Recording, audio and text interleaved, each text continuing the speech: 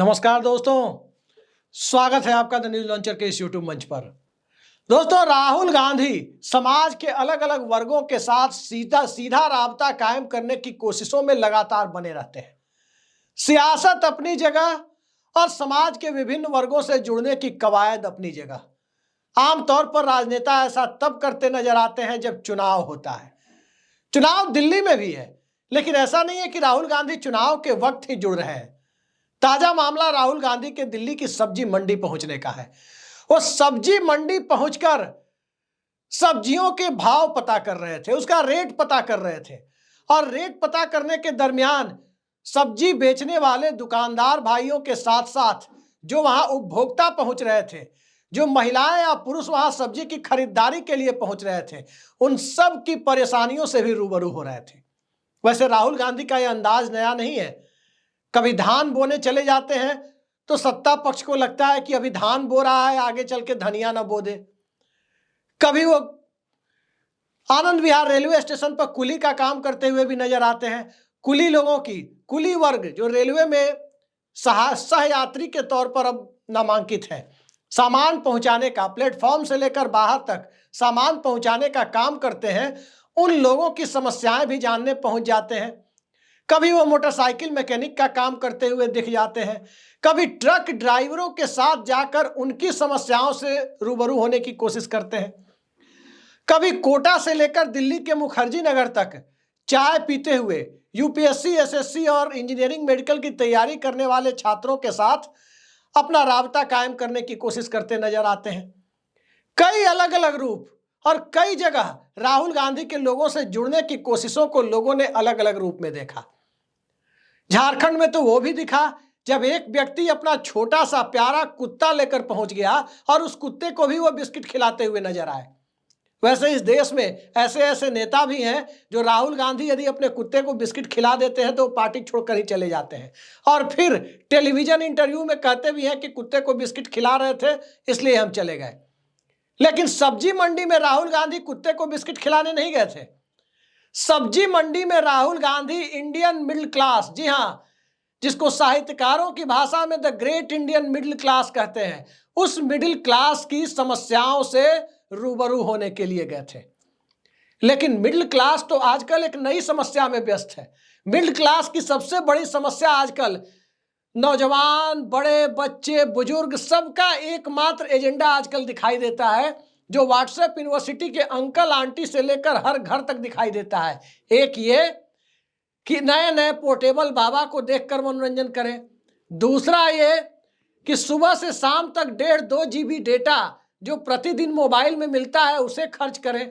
उसे भी मन ना भरे तो घर में एक वाईफाई ही लगवा लें और उसके सहारे डेटा खर्च करने, आटा से ज्यादा, जी हाँ, आटा दाल से ज्यादा डेटा को खर्च करने की तरफ ध्यान लगाएं। यह इस देश के मिडिल क्लास का नया फॉर्मूला है। और जब उस मिडिल क्लास के ऊपर घाटा सहकर यदि पुरानी कारों को बेचने के दरमियान भी 18% जीएसटी का फरमान आ जाता है तो वो मिडिल क्लास तिलमिलाता तो जरूर है, लेकिन अमृत काल का अमृत समझकर पीने की कोशिश भी करता है। तो इसी मिडिल क्लास की समस्याओं से रूबरू होने के लिए कहीं ना कहीं राहुल गांधी ने सब्जी मंडी की यात्रा की। वहां उन्हें पता चला कि लहसुन 400 रुपए किलो है। 400 पार का नारा बीजेपी दे रही थी, 240 पर अटक गई। लेकिन लहसुन 240 तक आ नहीं रहा, वो अभी भी 400 पार है। उसके साथ साथ मटर की स्थिति यह बनी हुई है कि वो 30 रुपए पाव यानी 120 रुपए किलो बचा हुआ है। राहुल गांधी ने वहां पर कस्टमर के साथ भी बातचीत की, उनकी समस्याओं को जाना, दुकानदारों की समस्याओं को जाना, और सभी समस्याओं को जानने के क्रम में एक ही बात सामान्य तौर पर निकलकर सामने आई, और वो बात यही थी कि ये सरकार बड़े बड़े पूंजीपतियों की सुनती है, बड़े बड़े कॉरपोरेट की सुनती है, मिडिल क्लास की, गरीब लोगों की नहीं सुनती। लेकिन सवाल यही है कि राहुल गांधी जो कवायद कर रहे हैं, दिल्ली के विधानसभा चुनाव के पहले जो इस तरह की कोशिशें कांग्रेस पार्टी के शीर्ष नेता के तौर पर लोकसभा में विपक्ष के नेता राहुल गांधी करते हुए दिख रहे हैं, क्या कांग्रेस पार्टी उनके साथ कदमताल करने को तैयार है? आमतौर पर यही दिखता है कि राहुल गांधी मेहनत तो बहुत करते हैं, उनकी पार्टी कहीं ना कहीं राहुल गांधी के साथ तालमेल बिठाकर चलने में पिछड़ जाती है। कांग्रेस पार्टी के पास एक बेहद अनुभवी सीजन्ड पॉलिटिशियन दलित नेता मल्लिकार्जुन खड़गे कांग्रेस पार्टी के सर्वोच्च नेता के तौर पर आसीन है। कांग्रेस पार्टी में नंबर 2 की पोजीशन में अघोषित रूप से ही सही लोकसभा में विपक्ष के नेता राहुल गांधी आसीन है। लेकिन राहुल गांधी की भूमिका और कांग्रेस पार्टी के भीतर नीतिगत स्तर पर जो फैसले होते हैं, विपक्षी एकता को लेकर जो कोशिशें हुई थी, इन सब में पलीता लगाने वाले लोगों की एक जमात भी हमेशा से मौजूद रहती है। महाराष्ट्र के विधानसभा चुनाव में कांग्रेस ने कैसे टिकट बांटे वो भी आपने देखा, हरियाणा में कैसे टिकट बंटे वो भी आपने देखा, और टिकट बांटने की प्रक्रिया मैं बिहार से ही देख रहा हूं। जब बिहार में लालू यादव की पार्टी के साथ गठबंधन कर चुनाव लड़ी कांग्रेस, बिहार में चिराग मॉडल का फायदा उठाने की स्थिति में पहुंच चुकी महागठबंधन, जो इंडिया गठबंधन का पुराना स्वरूप था, वो सत्ता में आते आते रह गई थी। क्यों? कांग्रेस पार्टी के लचर प्रदर्शन के कारण। क्योंकि कांग्रेस पार्टी 70 सीटें किसी तरह जिद करके हासिल तो कर गई थी, लेकिन जीती कितनी? 19।